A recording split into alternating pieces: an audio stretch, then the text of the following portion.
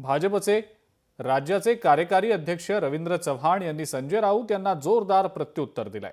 हिरवी कावीळ झालेल्या नव्या दिव्य दृष्टीतनं राऊत पाहतायत, त्यामुळे वक्फ बोर्ड आणि हिंदुत्वाचा संबंध नाही असं वाटणं हे साहजिकच असल्याचं चव्हाण म्हणतात। घरं मंदिरं बळकावलेल्या हिंदूंना विचारा, वक्फग्रस्त हिंदू तुम्हाला शोकांतिका सांगतील तेव्हा मनाला पाझर फुटेल असंही रवींद्र चव्हाण म्हणाले।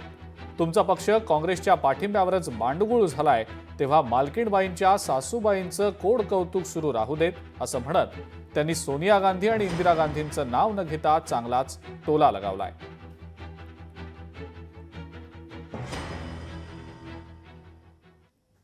एक्सवरची ही पोस्ट आपण पाहतो आहोत। रवींद्र चव्हाण काय म्हणतायत?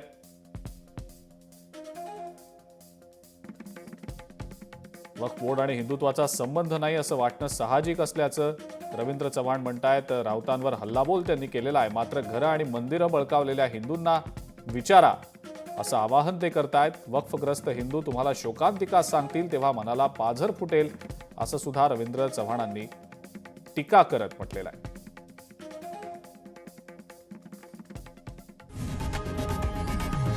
लोकशाही मराठी ऐका, पहा, जागरूक रहा।